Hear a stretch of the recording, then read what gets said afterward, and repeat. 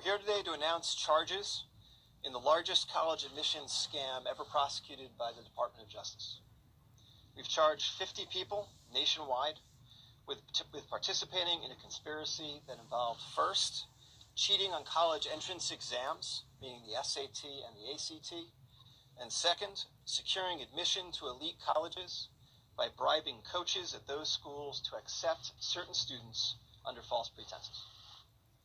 In return for bribes, these coaches agreed to pretend that certain applicants were recruited competitive athletes, when in fact the applicants were not. As the coaches knew, the students' athletic credentials had been fabricated. Overall, today we have charged 3 people who organized these scams, 2 SAT or ACT exam administrators, 1 exam proctor, 1 college administrator, 9 coaches at elite schools, and 33 parents who paid enormous sums to guarantee their children's admission to certain schools through the use of bribes and fake academic and athletic credentials. A central defendant in the scheme, William Singer, will plead guilty today to charges of racketeering conspiracy, money laundering conspiracy, conspiracy to defraud the United States, and obstruction of justice. Singer allegedly ran a college counseling service and something called the Key Worldwide Foundation. Between roughly 2011 and 2018, wealthy parents paid Singer about $25 million in total to guarantee their children's admission to elite schools, including Yale, Georgetown, Stanford, the University of Southern California, the University of Texas, UCLA, and Wake Forest. Beyond enriching himself, Singer used that money to bribe college officials, Division I coaches, college exam administrators, all to secure admission for the children of his clients, not on their merits, but through fraud. Singer's foundation purported to be a charitable organization, but was actually a front Singer used to launder the money that parents paid him, of which he would then take a portion and dole it out as bribes to coaches and others. More specifically, with respect to the SAT and ACT scheme, numerous parents paid Singer between $15,000 and $75,000 to have someone either take the exam for their child or to correct their child's answers afterward, all to achieve a sufficiently high pre-agreed score on those tests. Singer accomplished this by paying defendant Mark Riddell, also charged today, to take or correct the exams, and by bribing 2 exam administrators, defendants Nikki Williams and Igor Dvorsky, to allow this to happen on their watch. Williams student and Dvorsky about $10,000 per student. To facilitate the scam, Singer counseled parents to take their children to a therapist and get a letter saying that because of purported learning disabilities or other issues, the child needed additional time to complete the ACT or the SAT. Once the companies that administer those exams had agreed to the extra time, Singer arranged for the child to take the exam individually with one of the proctors he had bribed, or one of the administrators he had bribed, either at a location in Houston or a location in California. Beyond the SAT and ACT scam, parents also paid Singer money that he then used to bribe coaches and administrators to designate their children as recruited athletes for various schools. In return for bribes, coaches would use slots that their schools had allocated to them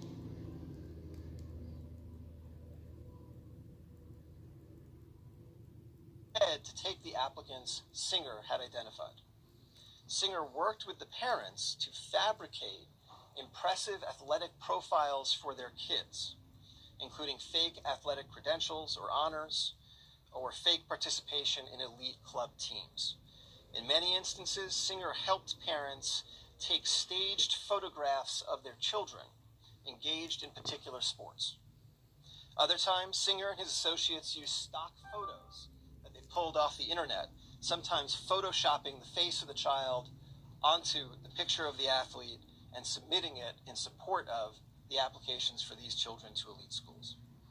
In one example, the head women's soccer coach at Yale, in exchange for $400,000, accepted an applicant as a recruit for the Yale women's team, despite knowing that the applicant did not even play competitive soccer.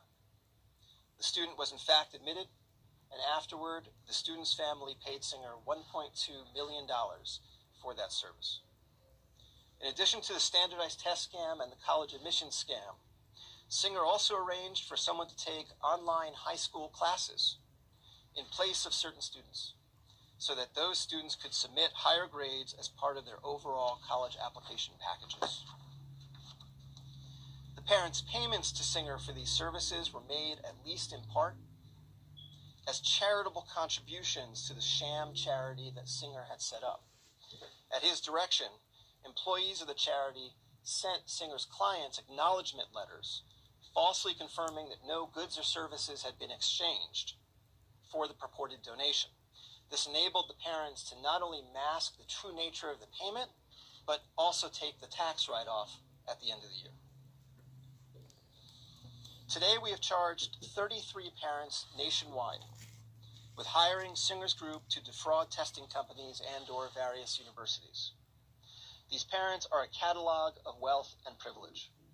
They include, for example, CEOs of private and public companies, successful securities and real estate investors, 2 well-known actresses, a famous fashion designer, and the co-chairman of a global law firm.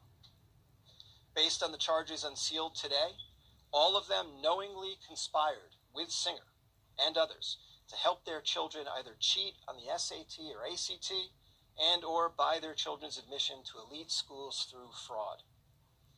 Singer's clients paid him anywhere between $100,000 and $6.5 million for this service, though the majority paid between $250,000 and $400,000 per student. This case is about the widening corruption of elite college admissions through the steady application of wealth combined with fraud. There can be no separate college admission system for the wealthy, and I'll add that there will not be a separate criminal justice system either.